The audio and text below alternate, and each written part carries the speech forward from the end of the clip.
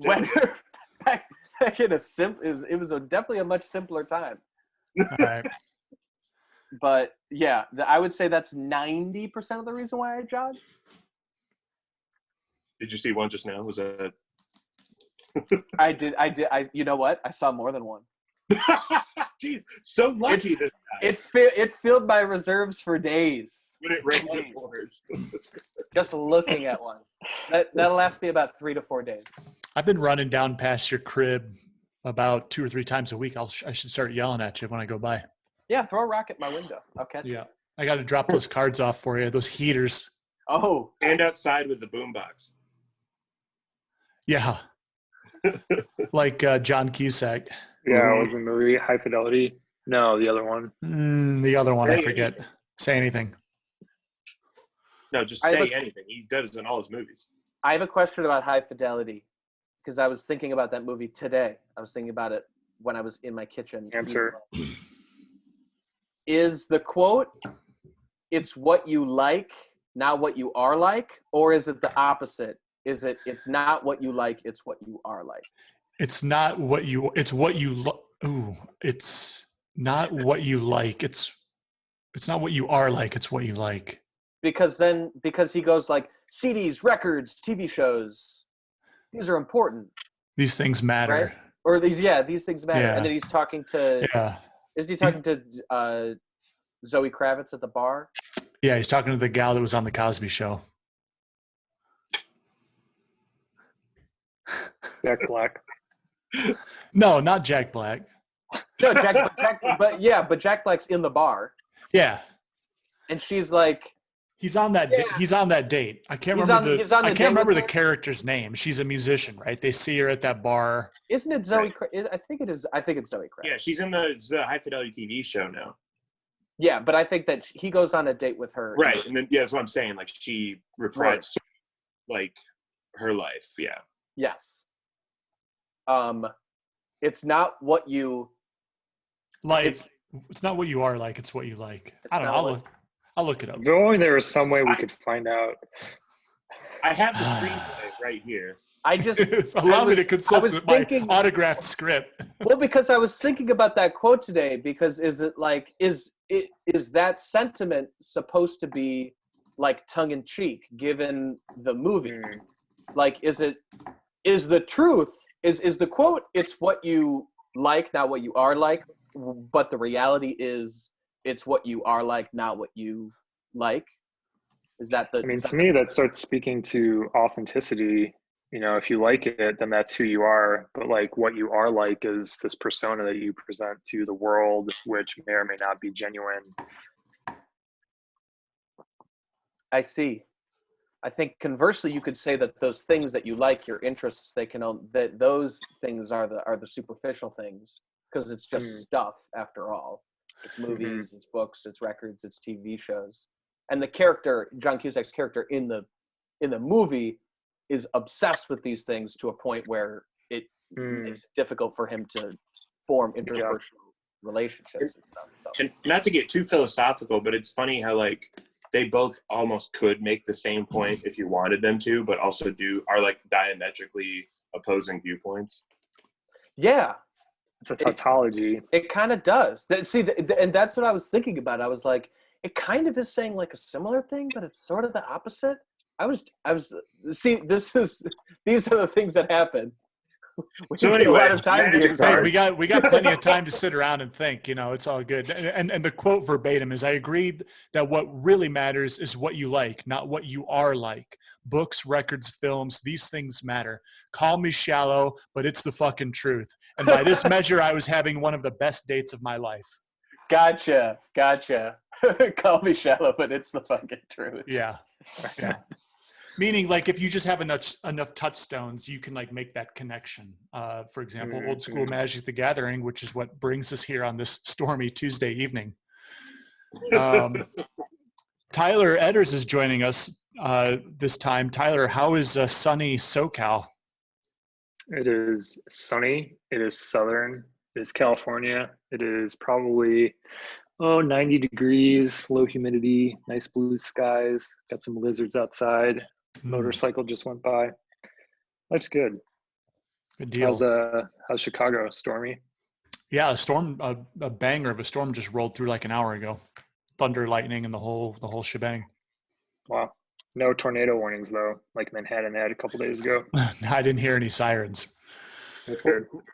And Nick Rohr is joining. Rohr, where is your crib at? I've never been to your place. Is it in Andersonville? It's a little, yeah, it's in Edgewater. Okay, so a little bit further not far north. from Andersonville, like, yeah, by the, south of like Rogers Park, north of Uptown, that kind of little pocket. And with us as always is the champ. Oh, gee, thanks. From his men's home, from his home for unwashed youths. Home for the miscellaneous. Yeah. I try to do the best I can, but Anyway. my best is not very good. Yeah, it's great. It's great to have you all here.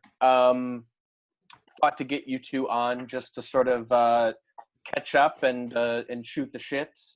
It doesn't necessarily need to be all magic talk. We're kind of shopping around the club, and these tournaments, this Quarantine Cup series that we've been holding, is really just a great way of checking up on everyone. The results of it aside, it's just great to actually point the camera at your face instead of your cards for a little bit and just see everyone's unique situation. That to me has that's been striking to me. Like everyone has their everyone has their problems. Everyone has the things that have been going well, the things that keep them happy. So it's all good, baby.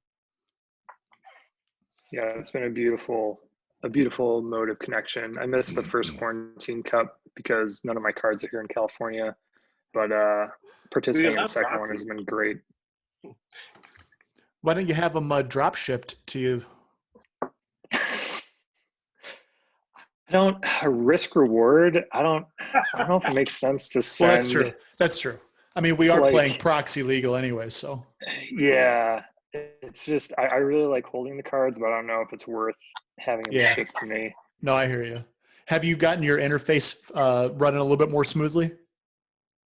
Yeah, it's all good. Just sharing part of the screen, running cockatrice, and just like a single local player game. So it's been okay. Actually, last night Greg and I hooked up the dual link cockatrice, and it worked pretty well. That's my first time doing that, so probably be doing more of that.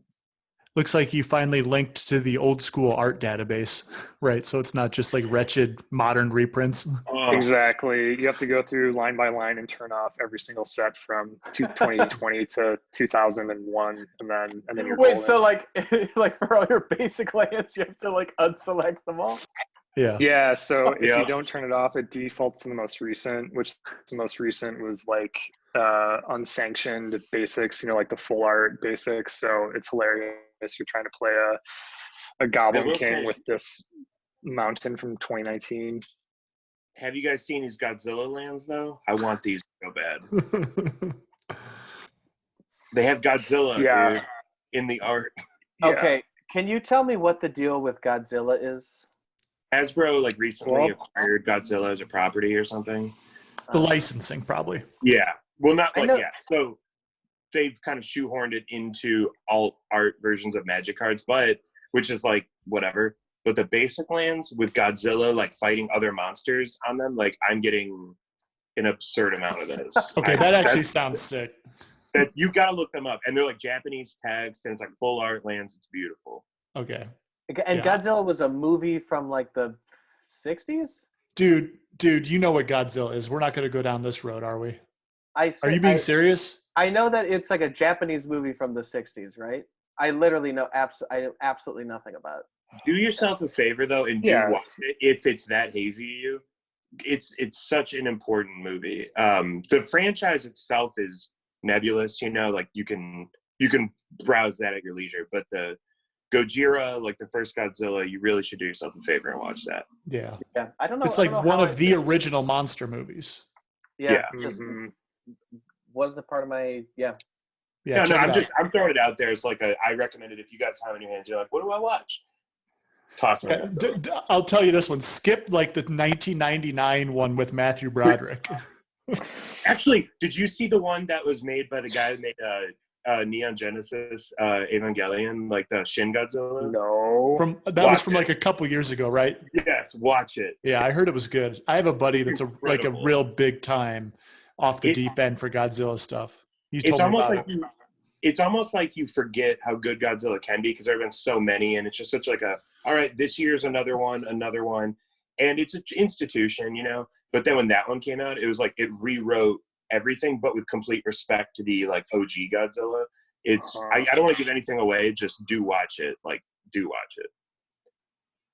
Yeah, and like the original Godzilla was sort of a response to nuclear proliferation and what happens to the environment and everything. So I'm sure there's a whole new spin on that. Yeah. Yeah, there's consequences and nature strikes back. So welcome to Godzilla Cast. Yeah, well, you know. Anyways, so yeah, back to the Q Cup. So we're doing our second iteration of the Q Cup. Again, it's 4 rounds of old school, 4 rounds of middle school. We're kind of wrapping up the old school pods right now. Carter, you just turned in a delightful 1-3 finish. Yeah. Did Slack put this all together? Is that the? Oh yeah. Yeah. Mr. Punts, as we call him here on the cast. We use his nom de guerre, and we call him Mr. Punts. Yeah. I decided to play mono green this time around with Ashnod's Transmogrants and Relic Barriers as the unstoppable creature disruption package. What a madman. And yeah, I definitely deserve my 1-3 finish. And by that I mean I definitely deserve the 3 losses, but I absolutely deserve the win. What was the win? Can we zero in on the win? Please? Well, yeah, my win was against a fully powered Workshops deck. Piloted by a hapless driver that didn't know what route to take. Well, you got to think about it. The 4 Relic Barriers, the Gaia's Avengers, the Crumbles, the Scavenger Folk. Avenger is hot tech. I like that a lot. Yeah. Well, the spicy thing is you use Transmogrant to make their creature an artifact. Right. Tap it with the Relic Barrier, and your Avenger gets even thicker. Yeah, that Avenger was pretty thick every time it came down and hit the board. It was like 5/5 at least. Yeah. But playing the deck without Giant Growth is pretty atrocious. I thought you had it. That's why I wasn't using that trike to machine gun your dudes down a bunch. Yeah, unfortunately, I just couldn't find room for it because I figured, well, I need a lot of You were creatures. busy with Ashnod's Transmogrant. Sorry, would you mind repeating that? No, you couldn't fit in the Giant Growth because you were just tied up with the Transmogrants. Yeah, exactly. So it I don't know. It was I feel like I made the standard mono green deck a lot worse. But it was, it was a good experiment. It's like all the same stuff that you fucking lose to: Earthquake, Falling Star, like Power, So all those falling the real stars. question though is how many Pendlehaven? 3. Yes. 3. The correct number. Can 3 and 4 is more correct than 2. I'll say. Can I ask what else? Because like I'm trying to imagine this deck. What else supports it? Like, what else? Is there any other spice floating around in the 75? Because I love what I'm hearing so far. Slug? It's 4. Yeah, I'm playing 3 Spitting Slug, 3 Gaia's Avenger, Yeah. 4 Relic Barriers, 4 Transmogrants, 4 Scrib Sprites, 4 Llanowar, 4 Argothian, 3 Crumble, a Scavenger Folk. So no tracker is what you're telling me. No, I didn't want Tracker this time because I just wanted to play guys that turned sideways and dealt the most amount of damage. With Tracker, if you don't have the Giant Growth and you don't have the Wailuli Wolves, Yeah, it seems like sort of mediocre. I love that guy. In mono green, he's such like I don't even know. He's a dope card, dude. Yeah. Yeah. I do think that the Tracker Giant Growth version is probably better than this thing that I came up with. Like, I liked the Avengers. And I like Berserk with all the Avengers in there. You know what? Well, since I wasn't playing Giant Growth, Berserk was a non-starter for me. That's fair. But I could certainly get behind somebody wanting to play 4 Berserks and 4 Giant Growths.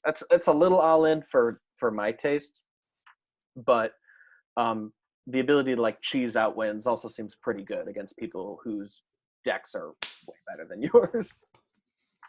Yeah, just a swift attack. I was doing some testing with Cam, and whatever. We'll spill the beans here. I don't care. His deck was a blue-green Berserk deck, and he got me a couple times just with like, a quick 10, 12, 14 damage from what's that blue dude, Serendib to Jin. Because that's some real math that you're like, how much can they really do over the next like 3 turns? Okay, I'm prepared for that. Suddenly it's like, okay, well, how about Giant Growth Berserk? And you're like, I didn't account for that. Like, yeah, that's 16 to the dome right there. I remember when I first started playing old school, I played mono blue, and my first piece of power that I got, I think, was Time Walk, and I played a single Serendib Jin in my deck. I was playing Flying Men, Unstable Mutations, Force Spikes, Counterspells, Boomerangs, Serendibs. I remember going Serendib Jin, untap. So I tapped out for a Serendib Jin. Then I went unstable, Time Walk, attack for 11, untap, attack for 9, kill you. And I'm like, yes, I love old school. Math is perfect. And then it was like the first piece of power, And that was the only time that ever happened. And it was the only time that ever happened for me. And then, I just proceeded to get murdered by City in a Bottle for some reason.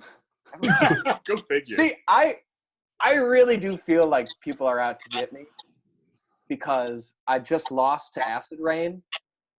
And that card is just inexcusable to be in a sideboard. But I feel like there's surveillance on me in my apartment. Dude, you are the champ. It is lonely at the top. Yeah. I'm just saying, heavy is the head that wears the crown. After that happened, I looked around my room for a camera because you're bugged, man. You're bugged. There's no other explanation for that. What's Acid Rain is a? It's not. No, I was going to ask. Acid Rain is a 4-drop, isn't it? Mm-hmm. Destroy all forests, 3 and a blue or something like that. Yeah, it is. And this was after you've been balled by the COP green and the life tap, and now we just had to complete the trifecta with the Acid Rain. It's like if you have Acid Rain, you're already playing blue. This is the reason why this is so frustrating. You're already playing blue. It's already going great for you, right? And then your opponent's playing green. It's the best possible outcome, right? Yeah. You already have all of the chips are on your side initially. You're playing blue, they're playing green, and then you have to play Acid Rain. It was just the worst. One more. It is, but at the same time, I feel like Acid Rain belongs in a certain like group of, because that was through Unlimited, right? That was not in Revised. So like, no way, it was in Legends, dude. Was it in Legends? I think so. It was never in Revised. Is more my point. Okay. And so it belongs so much to old school that like when somebody pulls out even sideboard hate like that, like that's never seen the light of day outside of old school, I'm just like, that's right where this card belongs, The art is super sick too. The art is sick, and the color hosers are just so much a part of they're so the way absurd. the game was initially like designed. if somebody hit me with Tsunami, not that I've ever played blue. Now Tsunami makes sense. Tsunami is I'm the fucking underdog and I have a haymaker punch. Not that actually, I don't really think that Tsunami is a very good card, but No, yeah, Tsunami doesn't do anything. the idea is you have a haymaker against the bully on the playground. Mm-hmm. You that don't maybe have throws one land at most. yeah, right. It's like they keep their mocks, they keep their factory. Yeah. Rohr's Okay. Rohr, you're saying that you don't play blue. In our Q Cup 2 match, you played all 3 pieces of blue power against me. I will say more factually, I did. Now that I have the vintage like proxies, and I don't use proxies, it's old school like ordinarily. So when I say always, I guess excluding now, and I'm like, because the one problem I don't want to say kind of a problem that I have with old school is like factually speaking, there's no reason why you shouldn't be using the entire restricted list and then some, and then whatever duels support it, but it's cost prohibitive. Like Sure. I don't own a piece of power. So my decks are usually some kind of like, I don't know, circus that like try to dance around people that do have power. Well, but now that I have it, I'm like, well, of course I'm going to run like Time Walk, Recall, Oh yeah, Time Twister, and not consider it a blue deck, yeah. So you're saying is if you had power, you'd play it. No, that's my problem with power, though. You know what I mean? Like, it's such an auto include. Like, Yeah. Of I have course. a It's Library old of school. Alexandria copy. I've never played one before. Now that I'm playing with it, I'm like, God, this deck is like So just good. add butter. Even when your hand is empty, and then you hit a wheel, you're like, great, and draw another one. It's so dumb. No, I mean, that's old school though. Like It is. I love deck, old school. your deck should be. See, I think the interesting thing about all of this stuff is that there's now this proxy precedent that we've stepped over, Mhm. right? We're getting more used to them. They're finally out there. And like when I play against Nick Rohr, I want the fucking most actualized version of your deck to battle against. Like, because you're always gonna have whatever. You're always gonna have Rook eggs and Nev's discs and like whatever deck that you build. But I want to face the version of it that has Ancestral and Moxen and Library. Well, I think our proxy precedent originally stemmed from a purely pragmatic and practical approach of us getting drunk and dropping our cards on the floors of bars and saying, oh, you know what, let's actually just use a proxy. You all know that I have a Black Lotus, so I'm going to play with this when we go out tonight so that we don't, accidentally Absolutely. subtract X amount of dollars from Like, I my can't net say value. what since starting old school, I haven't invested so much more in Magic just by buying all the duels that I bought alone. I still don't own any power, but like hundreds of dollars, and like I love just building, and I love that challenge of like, what can I like work towards? And I feel like that work is still somehow relevant, even though it is cost prohibitive. Because something that I think is really, really cool about old school is like when I play a card, like I remember when I first got my Shahrazad and people were just like, when'd you get a Shahrazad? Like, who the fuck knows my collection? But we all have like this intimate It's kind of knowledge. true though, yeah. We have this knowledge of each other's like, you have a Ruby now? When did you I get a Ruby? definitely What noticed happened? that, yeah. Like, and that's like a really cool, like, we all grow together as a player group when we're just kind of like, you have a Tabernacle? Stop. When? How did you get it? What was the deal? Like, how did you find it? Like, and so proxies are cool, but proxies to me the fun part of old school has always been to me just like, what do you own and what's the best you can do? And like, how much have you put yourself into it? Because people that have power too always had it. So they're like these, veterans or something, which is cool. I don't know. I don't like there to be a gate to it, but the gate to it also does have some qualities that I think are worth like maintaining. If that makes sense. Okay, yeah, I like your take on this because you're someone who doesn't own power and definitely benefits from there being like a more lax policy on proxies. But you maintain still like, hey, there's a reason I don't have this stuff, and actually the journey toward getting it is rewarding in and of itself without the immediate gratification. I think so, because with the proxies, I can build virtually anything. I don't have all the blue duals that I need, but I do own some. So I own enough to splash blue into what I'm doing. But like, there is something so fun about the deck limitations of like, well, what do you have? And I could almost, I mean, Jaco and is always very friendly about, I don't know who else off the top of my head. Most people are very friendly about like, I'm not using it. I like it to be like, this is the most of my collection. This is a statement of myself, you know, that sort of creativity angle of like, of to myself and the discipline that I have towards the game and my development as a player. This is where I exist, you know, like that to me is something kind of valuable. I think the collecting the cards. Yeah. Collecting the cards is like the hero's journey. And it's, when I first got into old school, I was playing totally unpowered pink weenie, and it was fun. It was like I feeling you one.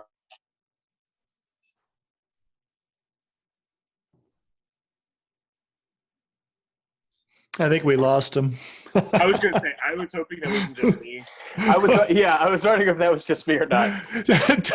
He was starting this like very beautiful point. Tyler in LA, you're on the air. It's like, it's like the hero's journey. Me, I started from the ground of the earth. Hey, not all the heroes make it to the end of the dungeon, dude. Sometimes a few get left by the wayside. Moss is over here like, oh, really? I was always lotusing out mind twists from day one. Oh, man, it's funny you mention that. To his point, if this is where he was going, to his point, and this is sort of a tangent. And then there were three. I would say this, though, to that point, to that end, I am always really impressed, though, when I run into somebody playing a fully powered out, like, weird deck. You know what I mean? Like, I remember playing against, like, powered, like, living plain prodigal sorcerer, you know? And you're like, what? Like, you have all this power. Why aren't you just playing the deck? Like, you have all the power. Yeah. Why aren't you playing a proper deck, and you're playing a silly, you know, subpar, like, combo? And yet I'm having so much fun because you chose to go that road less traveled. I'm a poet by nature. I don't know if you guys know. Well, sometimes when you're used to having filet mignon every night, sometimes you just want a Big Mac, though, too. Right? That's the same policy, yes. So, Rohr, what did you know, with the addition of blue power, how did that affect – because you were doing a disco deck, right? Yeah. So how did it, you know, what was your takeaway from having just extra juice? I'll say, like, I get it. And in a way that's like, okay, up front, totally obvious. I get why people play power. I get why people do this.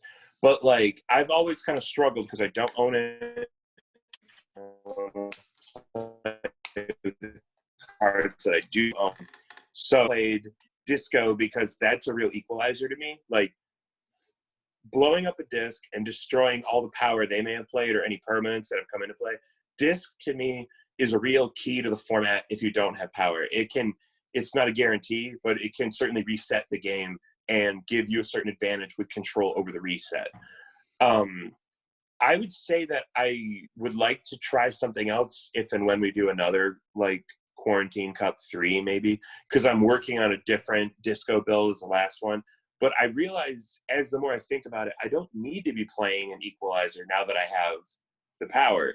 I could do a lot more. I could do whatever I want. I have the power 9. And to be totally honest with you, I never have before, so I never built with that in mind. I think that the world is more open to me than I give it credit for, just because I'm not used to thinking in that way. I've always been trying to build, like, that deck that can, like, hold its own at the table without power. Yeah, you're the bad guy now. Yeah, right. Now I'm Razor Ramon, you know. Yeah, man. Yeah, our games were kind of weird, and just for the record here, Rohr and I played in the Q Cup, and they were both kind of like derpy non-games because we both flooded out really bad. And then he played a disc, and like I literally just top decked a disenchant. Oh, Moss flooded out? That must have been a real disappointing result for you, Moss. Yeah. Yeah, A rare and disappointing outcome. Is as much as badly as I was flooding out, Rohr was like insanely flooded out. He just went like land go, like 8 turns in a row or something. I played Raja last night, which was fantastic. I love playing against him. And that the game 1 and 2 we had were games. They were tit for tat, threat answer, and then third game was that luck rolling back when we reached a certain point when it like hit this brick wall when it was just like land. I'm like, what is it? What do I do? Like, what was I in a past life? I'm sorry. I'm so sorry. I hear you, brother. I sympathize. Oh, he sure does. There was a time, or I think it was game 1, Rohr, when you bolted me 3 times on my end step. That was pretty rude. I thought you were going to get that one because I was starting to inch pretty low. I thought you were just like building up to a giant fireball. You had like 12 lands and you had just bolted me 3 times. The real comedy there is like I always love playing big red and throwing huge fireballs. And when I get to late game and I don't have a fireball, I'm like, you've changed. You saw your principles for the glittering ancestral. Yeah, one time walk and he just threw all his values away. Tyler, what are you playing for the Q Cup? Tyler from California, you're on the air. I think he's back in the land of. He's in the ether. That was the most beautiful story of my life. I'm so glad I got to share that story with you all.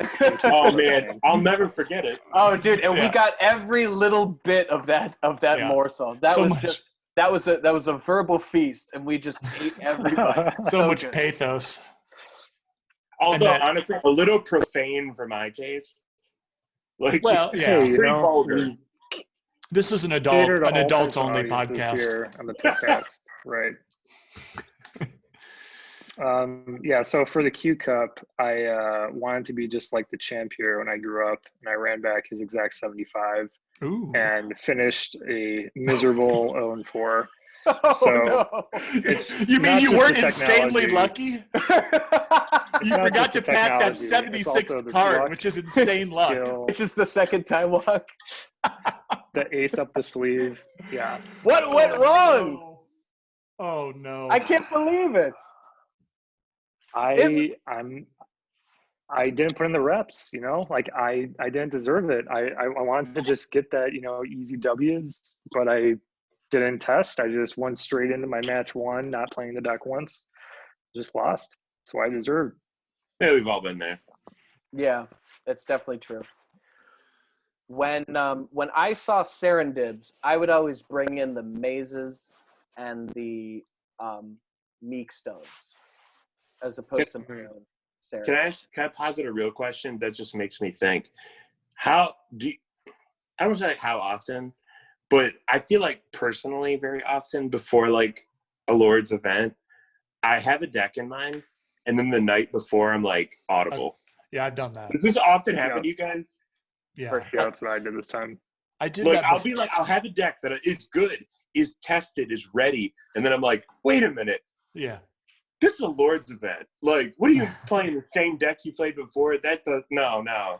Do the different one. Like, take out the thing that made it work and put in something questionable. Yeah, exactly. I did that before the very first Old School Players Ball. I had a Dia Bizarre Zoo built, and then I woke up early that day and then just built some like black-white stew with jisms and white removal cards.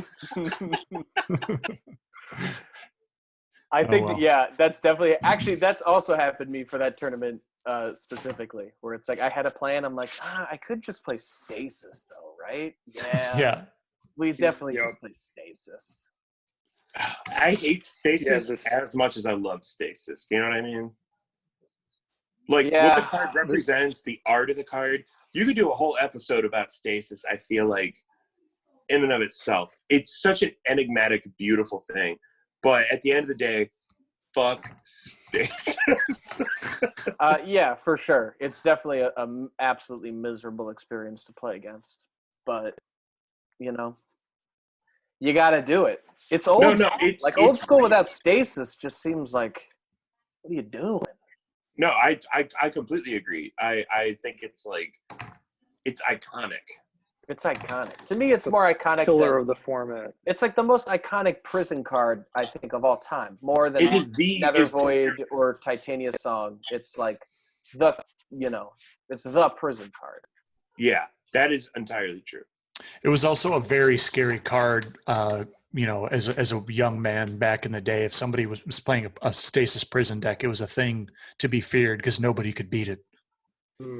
I will say, I don't really know the general age of either the people who are lords or the people who listen to this, but I remember when I was a kid that Stasis Kismet was this combo that Inquest would always talk about as like a combo, but Stasis, when Chronotog got printed in Visions, it was suddenly a whole new thing.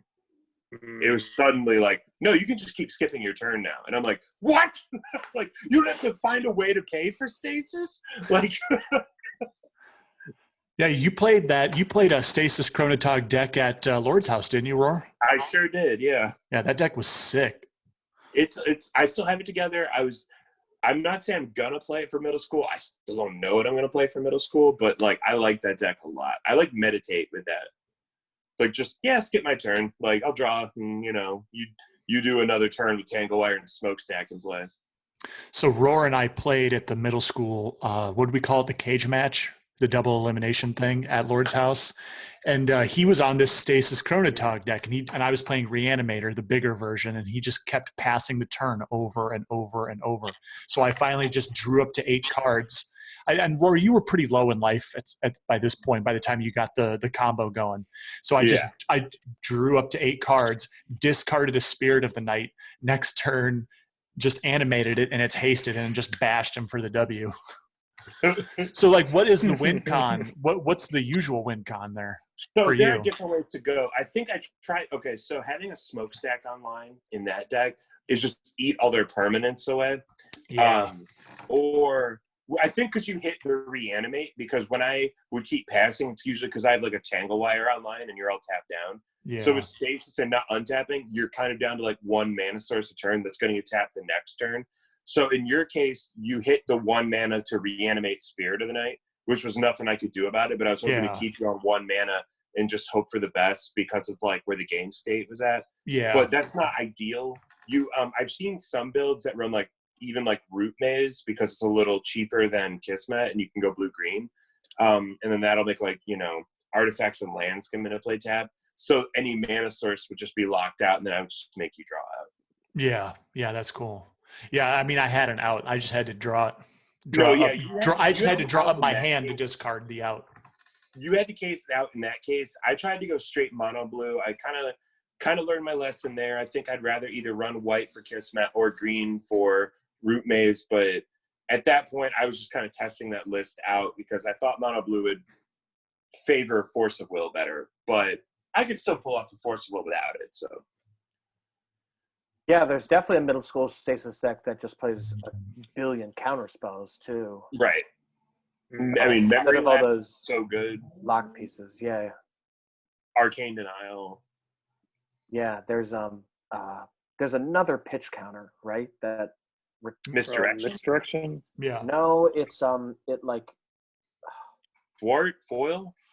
Is it Gut, thwart? Daze? I don't know. It might be thwart or foil. The pitch cards. Yeah, I'm not super familiar with it. It's the one you use in that Squee deck, right? That's are you thinking of Forbid? Yeah, I think so. Forbid.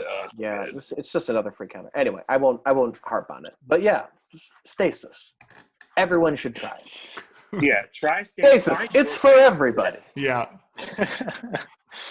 It's the crowd pleaser. And Black Vice is still kind of like a clock. Like, that's quick. Yeah, you could probably win with like Morphling too, right? Morphling can untap itself. That's true, but you have to pay for it. You need the mana to fuel it, though. Yeah, I guess if you're not continuously bouncing your own Stasis back to your hand, but instead like skipping your turns or using Forsaken City, you don't have that much mana in play. Good point. It's still Morphling, good card. Oh yeah, Morphling sweet card. Yeah, I heard that one's good. Yeah. I've heard.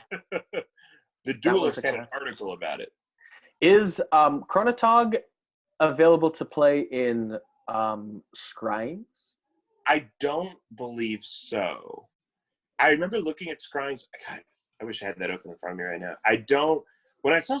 So, what is the story on Scryings? So, who came up with this list, by the way? What was the committee decision there? Because I like it. I do. I'm just curious. Like, it's like an arbitrary amount of cards. It feels like. It was the convocation of Magnus and some pals. Okay. Wanting to add like an expansion pack to Old School. Let's see if Chronotog is. Did it just not seem acceptable to like go to like through Weatherlight or something? Do they just not want to do that? Oh yeah, there's Weatherlight cards in there. Yeah, you can play Chronotog in Scryings. All right, there you go. Pretty cool. Yeah, I think it came up before, but Scrying's Song of Blood was very exciting to me. That one's the one that jumped out to me the most. What's Song of Blood do? Song of Blood's, it's 1 and a red. It's a sorcery. You mill the top 4, and then for each creature milled in that way, attacking creatures you control get +1/+0 till end of turn. Oh, that's cool. So like there's only one card. There's only one card that caught my attention, which was Orcish Lumberjack, and I stopped reading the rest of it. So I'm like, love Orcish Lumberjack. I just think if you made a straight up like creature deck with Song of Blood and just went in, I mean that's a hell of an anthem. If you get that 4/0, you know. Yeah. Yeah, is that like a Kobold's like Blood Moon deck or something? Just now, conversely, you could mill 0 creatures and spend 1 and a red to do nothing. Oops. I'm sure that's never happened before. You do one of my no one's ever played Song of Blood before is what you mean. Yeah. I don't know how good it is. When I saw the Scryings list, Rohr, I had one thought that went through my brain like a bolt of lightning, and that was to play Reanimator. Because they added basically all of the good stuff: Deep Spawn, Ashen Ghoul, Krovikan Horror, Buried Alive, Dance of the Dead. And remember also, it's a 1-strip format, so your Bazaar Baghdad is super powerful. What lands did they add? Because didn't they add like a couple non-basics that were Undiscovered Paradise, Keldoran Outpost, and maybe a couple others that I don't remember. Dude, Thawing Glaciers. Thawing Glaciers, thank you. Good call. White Weenie Outpost that's game over, dude. Does Outpost actually make white tokens? Yeah, so white 1/1. Anthem. Are they white soldier? Crusade. Are they white soldier tokens? White 1/1 soldiers. Nice. And it's that is I'm gonna give away my tech right now. If I play Scryings, that's if and when we play Scryings, that's coming up. We did a little small round robin Scryings thing. It wrapped up like a week or so ago. It was just a little 7-man thing. It was pretty fun. Nick View, one of the Michigan guys, ended up going 5-1, but he was playing like a disco list that utilized Goblin Tinker and Dwarven Mina with the discs. So he had those little, and he had Stoopers to attack hands too. But it was otherwise kind of your more prototypical disco deck with Sedge Trolls discs, and then he also uses Rook Eggs. It was a cool list. He beat me down pretty hard because he had multiple Mazavith, and between the mazes, the discs sitting in a bottle, I just couldn't get through with my reanimated dudes. But yeah, it was a fun departure. I don't know how often I would want to do a Scryings thing, maybe once a year or something. I don't know. But did you play Buried Alive? I ended up cutting that because my mana base was hyper greedy, and so a 3-drop is actually kind of hard. as embarrassing as that is to say, the only 3-drops I used were Wheel and Time Twister. But I wish I ended up cutting them for the mana reason, and also I wanted to run main deck Crumbles because I knew all of those guys knew I was going to run Reanimator, and so I was afraid of trying to get shanghaied by a game 1 crypt, But yeah, I see. If you are wanting to play against Bottle, Buried Alive seems like a pretty solid. It's a good way around it. Yeah. But Sitting in a Bottle is, I mean, now Crypt was pretty tough for me, but I never had a problem with the first one, and I even beat Shane when he crypted me twice. But against our beloved Mr. Punts, he went Crypt, Regrowth, Crypt, and that just was no bueno. So you're saying three? Can't overcome the third three one. will do it. Yeah. No, the third bullet in the skull finally puts me out of my misery. No crack for old men. Yeah, exactly. Yeah. But there's some cool shit. There's other cool shit. You can do that mask dreadnought trick where you basically stifle the dreadnought's ETB trigger, and then you have a giant 12-12 that gets shattered. I mean, Undiscovered Paradise Yeah. is actually a pretty good one for the land tax or Land's Edge deck, you know? Oh, yeah. That's something I was considering, because instead of doing what's it called, Rainbow Veil, and giving your opponent mana, Exactly. you're kind of reducing your land count and putting a land back in your hand. Yeah. Yeah, you also get Zuranorb for that strategy, which is, in my opinion, one of the most insane cards ever printed. I want to play 95 again because I've been thinking about a 95 tax edge deck with. If I had to pick a favorite event, we do the Fall Brawl because of its 95. I love 95. Adding that one. I love that event, yeah. Adding a little bit extra. That one, Ice Age to me was such a cool set. No pun intended, but very cool. Come on, man. We were just going to let that slide. I want to do all the recognized. Damn. We're just going to hopefully silently move on from that one. But yeah, we're going to go ahead. All right. Here we are. Had a breath where we could edit that out, and you went ahead and just continued. Nah, man, we don't edit. I was going to, as soon as the podcast ended and you left the chat room, I was going to say, Etters, we're going to edit that. Cool. We all heard that. It's going straight to tape. Can't do it. The only time we've had to do edits is like when Bob got like personal dunking on people, and we had to like edit that out just because it was so out of bounds. The only person we edit is Bob. And it's for good reason. He's extremely unsavory. Oh my goodness.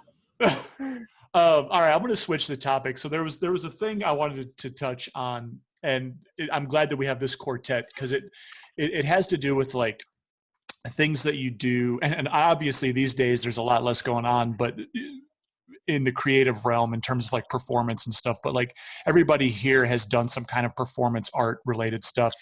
Tyler, you've done music. Nick does the readings. Carter, star of stage and screen, and myself doing various bands. But my question to everybody here, and I'll just open up the floor, was like, how does doing MTG stuff influence, or does it influence how you approach other creative avenues, or how does that influence kind of flow vice versa? So how does doing creative stuff influence what you do in the MTG world?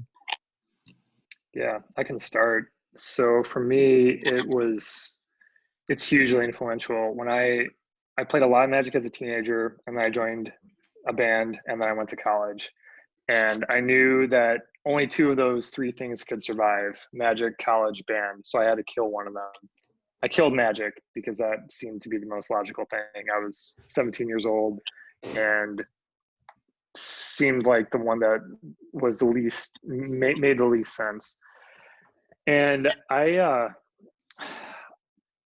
played in a lot of bands, like toured a lot, like gave my all in college. Like, I went to Columbia College Chicago for art. Like, art and music was so important to me, probably too important. Like, I put so much emphasis on all my art and all my music and my performance and everything I was doing.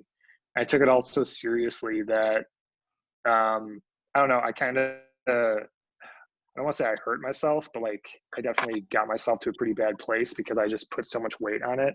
So then when I came back to Magic in 2014, 2015, it was like this release valve of creativity that could go to something that's just totally fun and creative, that didn't have any associations with my ego or with my artistic vision, man, or like what I was about. It's just like this really fun thing I could do that wasn't attached to like this legacy of my art and my work.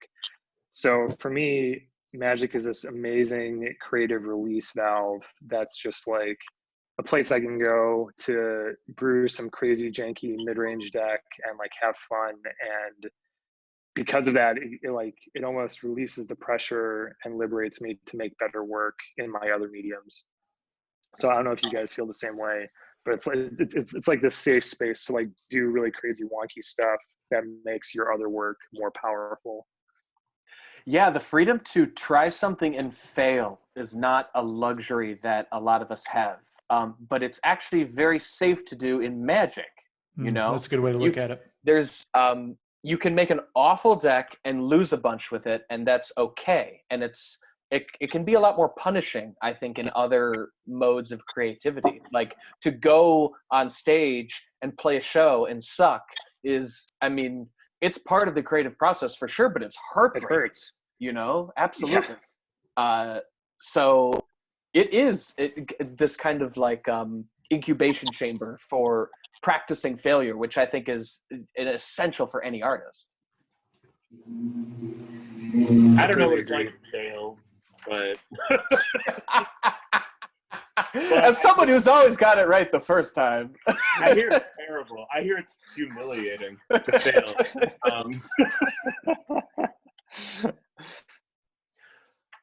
But I mean, like, yeah, I mean, to that, like, old school, like, has its flaws because it is. My only problem with like standard even is that it's literally the same pool. So when there's some pro who comes forward and is like, this is the most tested, this is the most successful list, and old school is not immune to that. And yet we have this desire to keep playing a format. I don't want to say that is solved, but to the idea that you play the restricted list and then whatever you want on top of that, you don't have to do that. And I find that whenever somebody plays a card that's like, I don't know, if somebody resolves something to me that I've never seen before, that becomes my favorite game, right? Like, sure. Yes. You ever play like somebody just plays a card that you have never seen another person play, and you're just like, this has now become the best game of old school I've played yet. Like Acid Rain. Exactly. Like, if somebody resolved a card that I'm just like, wait, can I read that? It became a better game. You know what? That actually is interesting because in that game, I was losing horribly. I had turned one of his Sarah Angels into a 5/5. He untaps. So I turned his Sarah Angel into a 5/5, tapped it with Transmogriff, attacked him for some damage. He untaps, plays a second Angel, casts Time Walk, hits me for 5, untaps, hits me again for 1,000,000, rats my board, and then plays the Acid Rain. Like, after he played the second Angel and Time Walk, I could have just conceded, right? Yeah. Makes sense. And yet, there was this thing inside my brain that is like, no, stay in this. Something even stupider is going to happen, and you're going to have regret. You're going to regret having conceded. And I assume that if I did concede there, he would have gone like, and I was about to Acid Rain you too. Yeah, right. Which is not as good as actually like having that moment play out in the game. There's things that you can do that provide joy to your opponent, even though you're playing a game piece that's trying to beat them. A novel experience for your opponent is definitely like a gift in a way, for sure. Yeah. So Nick, have you done? Yeah, I get go ahead. so much. I was just gonna say I get so much pleasure out of not letting, but when the opponent is doing something that's completely off the wall, this weird card they dredged up from whatever dark corner of Ice Age in our 95 Fall Brawl, and then they get it working. They get this Rube Goldberg machine working. I love like those prison games where I just can't do anything and I'm locked out to some ridiculous end because it's like it's fun. It's like, holy crap! Like, how did you do that? It actually worked. And maybe this is your opponent's one time that day that they got to do the thing. Like, don't concede. Like, let them play it out. Like, see what happens. Mm-hmm. I guess so. So my take is it's more about I think about the collaborative process and maybe a little bit less about the actual gameplay, but more like with all of the apparatus that we've built up around it. Um, and Tyler, you know this, or actually all you guys know this from your different creative pursuits, but like a lot of performance is collaboration, whether it's on stage or getting something prepared to present or whatever. And so, you know, in my music world and in doing the band stuff, you know, it's obviously very collaborative. It's an ensemble performance. But in the magic world, I've really kind of brought that back to on the websites that we run now, and especially doing a lot of the editing. So I've taken a lot of joy in taking stories or blog posts or, you know, tournament reports or you know, whatever ramblings or missives people want to create, and then helping like shape that into, you know, you know, something that we can all be really proud of to share with the world, you know, through the editing process, you know, asking them for other details or, you know, just the rote copy editing stuff, but also like trying to improve the story and whatnot. And then, you know, doing the formatting and all that stuff. It's turned out, it kind of scratches that itch because I do a lot less music, you know, not these days. Well, these days, certainly, but in general, I do a lot less band activity than I used to, you know, 2, 3, 5, 10 years ago. But I still really enjoy that collaborative process, you know, that I share with you guys and with the other lords on the website. And that's one of the keys of being an artist. Like the main thing when you're an artist is to figure out how to not stop, how to not give up. And one of the key ways to not give up is to find other people to help you do that. So by creating this community where we're editing each other's blog posts or hitting each other up for tournament reports or inviting different lords onto the pit or onto the Pitcast, talking to each other, like keeping that flywheel going so that you're not alone is so powerful. And it's that creative energy, and it keeps it moving. Yeah. And it's the same for me. You know, it's a total joy to help maintain the website. And like, I just migrated our server a couple weeks ago, like upgraded stuff. Yeah. And like, it was a slog because it was hacked and we were getting, you know, the server was totally pwned. So I was in there. Was it a select group of people from Southern California trying to gain access to our? So no, exactly. I'd been getting like these random reports and comments from people saying, "Hey man, I like, you know, I'll click on the link that you post or you know, if I share a post or an update or whatever," and they're like, "Yeah, it's taken me like some bullshit website." I'm like, well, send me a screenshot. And then, of course, the first round, Tyler's like, I don't know, it's probably their fucking fault. But, hey, did you try turning it off and turning it back on again, asshole? Yeah, dude. Wait, after you turn it off, did you turn it back on? Did you fuck yourself? Yeah, but then we finally got a preponderance of the evidence. And so, yeah, Mr. Etters, our web maestro, got us into safer waters. Yeah, so I dove in there and found the injected and hacked WordPress files. I was like, oh no. But anyways, like, was so it Carter's post? It was Bob's. It was Bob's fault. Big brain. But so I basically blew an entire Saturday like migrating lordsofthepit.com. But like, it was a joy. It's like, this is something that I'm proud of. And we're all proud of, and through this collective labor, it's like we've created something that's for everybody and for us and for the annals of history. Oh my God! And does it now more than ever make you think about like doing things for posterity and how glad you are that it's done? Oh my God! Yeah. Like in terms of creativity too, I was telling Moss about this when we played. I have, you know, just various people I've met online who, you know, just you know, the myriad of the internet. But when they were like talking about Magic, oh, I play old school. Oh, that's so cool. What do you play? And they'll have deck photos of their deck laid out, and I'll show them my deck photo. Like, this is my most recent, or these are some favorite ones. And they'll be like, what is wrong with your cards? Like, why are their signatures? Like, your cards are so damaged. And I'm just like, oh, right. It's something I didn't realize is as potentially regional as it is, or like the behavior isn't necessarily widespread. Like, their decks were like in pristine condition, like double sleeved, you know, like just these beautiful, like just very laid out so gingerly, and I'm just like, this is my like, shit pile that like everybody draws on with Sharpies, like, Yeah. and that makes me proud. Like, but it was also cool to meet people that play it like casually, like not go to events, just kind of play like with their friends, like Kitchen with table. strictly old cards. Yeah. Yeah, it's funny you mentioned like the altered card stuff because like, going back to my days in the bands and stuff, I always used to like to slap other bands stickers or whatever, all kinds of stickers and junk all over my guitar cases, amp cases, sometimes amps, etc. And just as a way to kind of, fuck it up and make it look personalized and weird. And nowadays I do that by getting cards signed or altered or, doing whatever. So yeah, there's a lot of overlay there. Moss, what about your the feedback loop of writing music to deck building for you? How's that cycle work? Well, in the old school realm, it's the actual deck building is pretty much shut down. I'm really just kind of cycling between a handful of select top tier one brews. Let's just say that Moss likes the selection of covers. The greatest hit.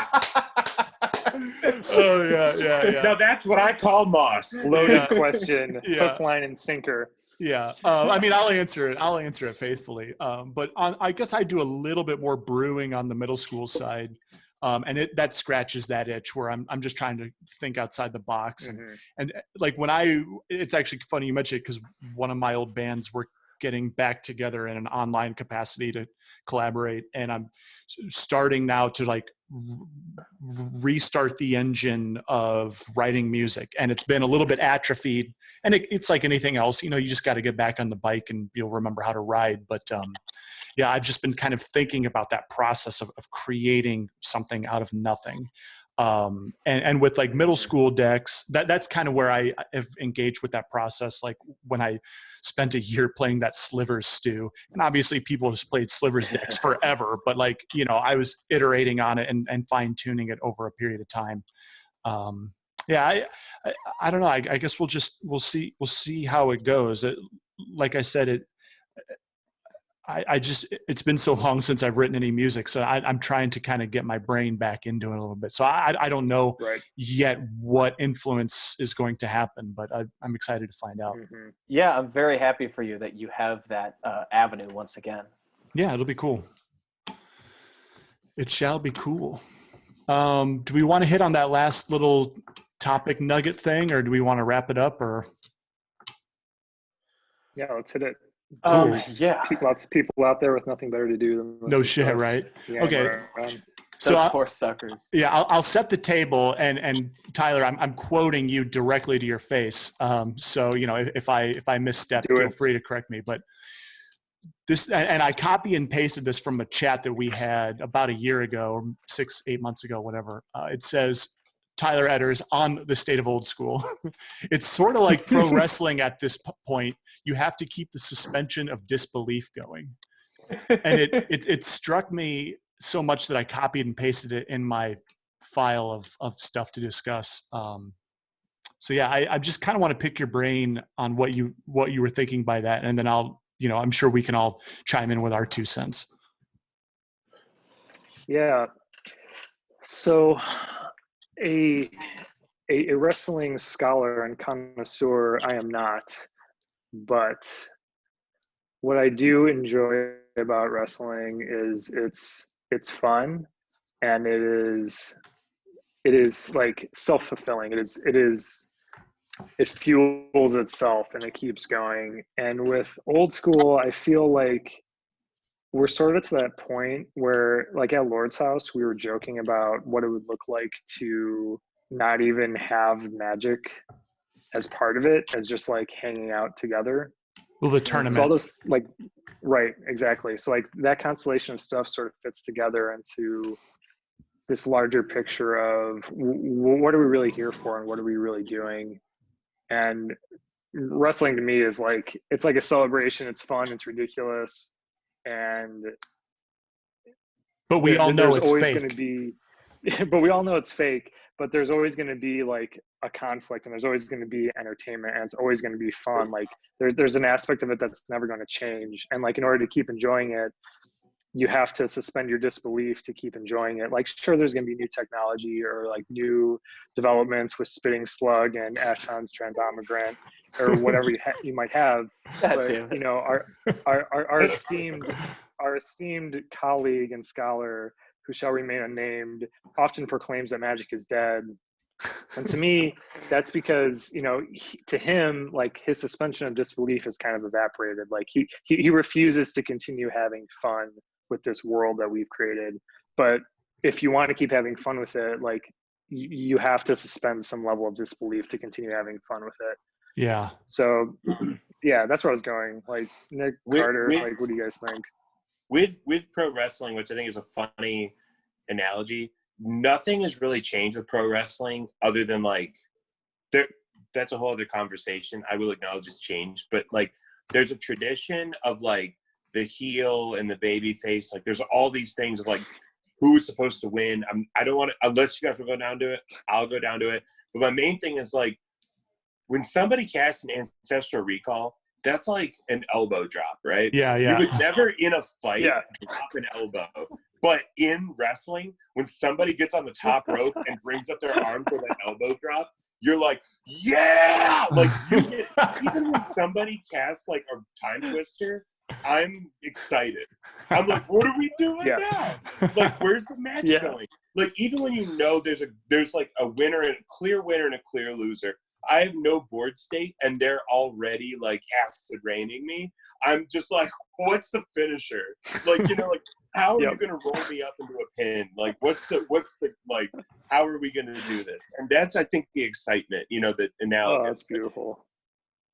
Man, I really empathize with playing the heel. I'm like, I feel like I do that. I feel like I do that on purpose, like trash talk, so that the experience of beating me is like more satisfying. I will say that I will add to that there's it. The first time the first time I was booed when my name was called at an event, it felt pretty good.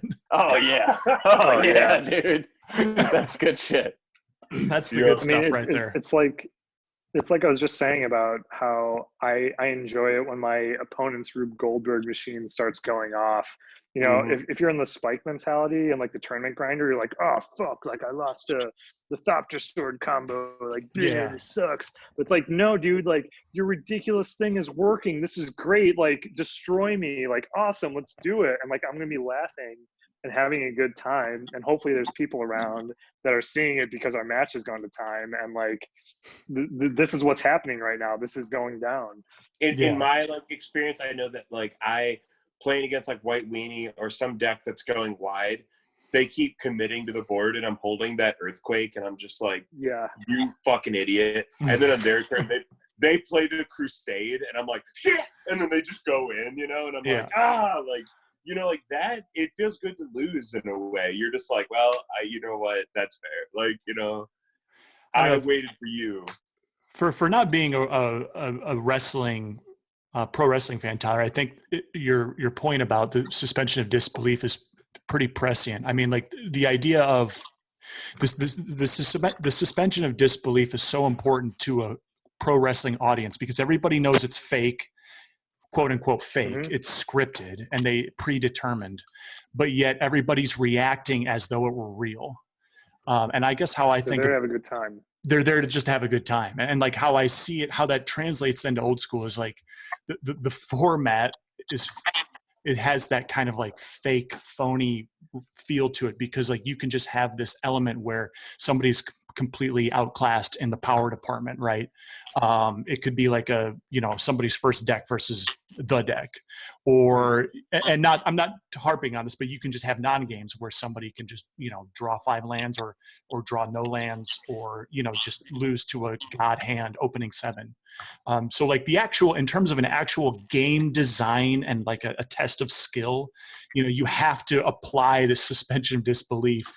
Or at least that's how I see it in terms of making it more enjoyable. And that makes the sweet games so much sweeter when you have those like back and forth, like threat for answer. My decisions actually matter, because you have those blowout, like from the top turnbuckle, fucking like time walk, games that are just like ridiculous, which are fun. But then when you have the ones that like really matter, that come down to it, like Carter, your finals of Lord's House, like those are just insane. Like everybody on the edge of our seats, like, like screaming, and it's just so much fun.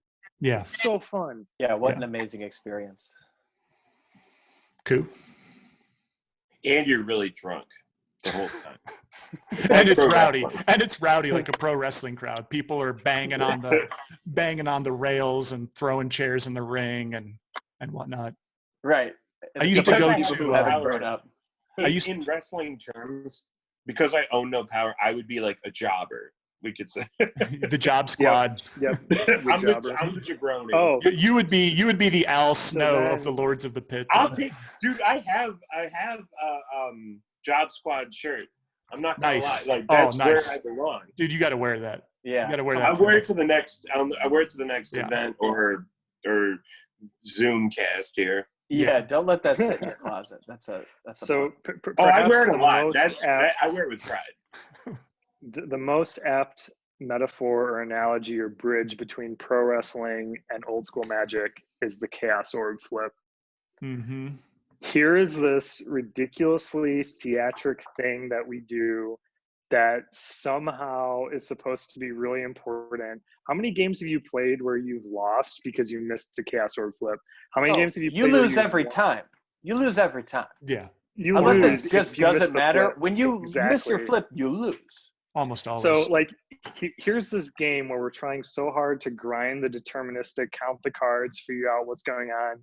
And then in the end, it comes down to flipping a piece of cardboard to gravity. It's like, what are you talking about? Like, that's such a perfect analogy to wrestling. Absolutely. And yet we've convinced ourselves that it's real, or we're willing to pretend that it matters and that it's real. Right. Oh, there's the job shirt. Oh, there it is. Property of the Job Squad. All right. So pop quiz, Rohr. Can you remember all the dudes who were in the Job Squad? Job Squad had Blue Meanie. Yes.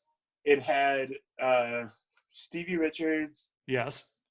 Al Snow was the leader. Al Snow. That's why I was called Al Snow. Yeah. That was the three main ones. You're missing one. Hardcore Holly wasn't in it, was he?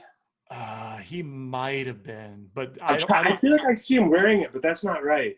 You're thinking of a different bald dude who was a caricature of a really Gilbert. hot. Thank you, Dwayne Gilbert. I know Gilbert was for sure. Yeah, I'm the Gilbert of the four. No, I'm gonna take Al Snow. No, we'll stick you with the Al Snow label. All right, that was enough nerding out on the pro wrestling. You're right. We could go on for another hour on just that. That's a whole episode. Yeah, maybe some other time. Yeah, a whole episode that just the two of you will record. Yeah, right. Honestly, that's fair. I will ascribe a wrestler to every old school player that I know. Yeah. I mean, I'm clearly the Rock. For middle school, maybe. Yeah. All right. Anything else? Any other fine points, or should we go ahead and put a fork in this one? No, it was a goddamn pleasure, gentlemen. Yeah, boys. Tons of fun. So we had a happy hour last Friday. Who was it that told that amazing joke that went on and on and on? Were you guys on that? Yes, that was who? Wait a minute. No, it was Rohr. Rohr told me that joke last night, 2 nights ago. You want Rohr? You want to hear it again? The joke with like the 3-minute buildup. Is that you need to hear the joke again? Is that yeah, Rohr, can you send us off with that joke? This is the bonus content. Yeah, we'll close on this. Rohr's Type 5 coming up. I got a Type 5 for you.